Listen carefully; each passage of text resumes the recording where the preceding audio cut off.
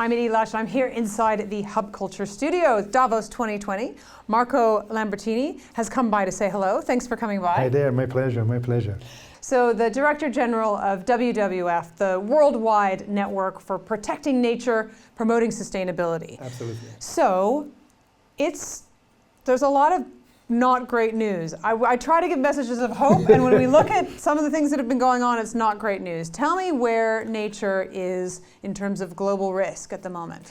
But look, it's interesting because it's true. If you look at all the indicators of the health of the planet, they're all going in the wrong direction. All. Look at forest, ocean, climate, biodiversity, river systems. But on the other hand, you also see that science has never been clearer, awareness has never been greater, and actually we are beginning to see a lot of strong response. People are beginning to be worried.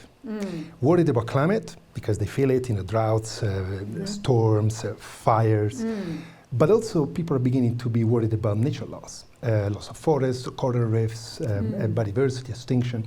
And so we're really at a crucial moment, almost a little bit of a cultural revolution, where people are beginning to understand that fixing climate and stopping destroying nature is actually in our own interest. It's fundamental for our own future. Not just the pandas, the tigers, the bees that we love, but for us, for our children. So that's a pivotal moment, I think, in our society, and a cultural change that will hopefully trigger the response that we need. And where do you see the most hope? Is it coming with collaboration with young people, collaboration with companies, with governments? Young people, you've seen them, you heard them in the street. So clearly young people are really probably the manifestation of their worry, because they're the ones going to be affected most. And so they exemplify this new awareness, the new awakening of society to the risks of climate change and nature loss. And by the way, I keep mentioning the two because climate change and nature loss are the two sides of the same ecological challenge. And by the way, they're interdependent. We are not going to solve the problem crisis without protecting forests, the ocean, and we are not going to protect forests, the ocean, without fixing climate change. So they're part of the same agenda. They've been isolated for too long, and the great news is they're now together. So the young people, absolutely. But also we are seeing, and that's why we are here in Davos, we are seeing a great response from the business as well, which begin to understand, particularly certain sectors more dependent on natural services, they are beginning to understand that actually conserving nature and fixing climate is not just something ethical they have to do and society expects them to do, but it's something that will guarantee profitability and sustainability in the not even too long term.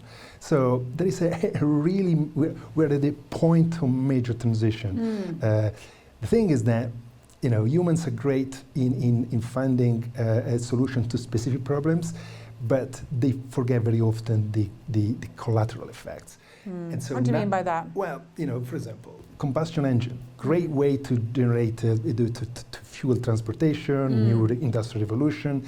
Nobody thought that all the black smoke going up in the sky one day could bite us back. You wash your hands, you put it through your basin in your bathroom, goes into the river. Nobody thought that that's good for your health, perhaps bites you back by polluting the rivers and the fish that you eat. So now we're beginning to actually understand these interdependencies, the consequences, and that's the seed for change. I also think that besides climate, consumption in general is such a huge issue as we grow towards a planet of 10 billion people.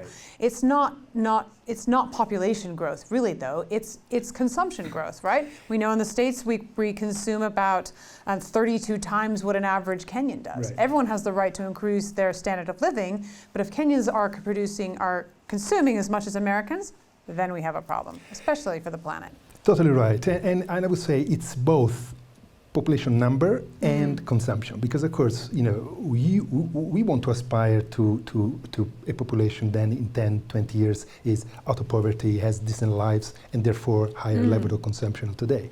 So there is also a dimension in terms of number of population, but clearly the main problem is consumption. By the way, consumption that is often unsustainable and wasteful. There's so much waste in the system today. We've been taking for granted the productivity of nature, the oceans, our food system for too long. Now we're realizing that with the imperative of feeding well so many more people today and tomorrow in the next couple of decades, we have to produce more with less. And definitely we have to waste less. And so consumption is going to be a critical dimension. And consumers also have the power to drive business standards and practices. And so consuming less is important today, but also it's important to push the production sector, the business, to become more sustainable in the future. Marco, thank you very much for stopping by the Hub Culture studio here in Davos. And I'm Edie Lush.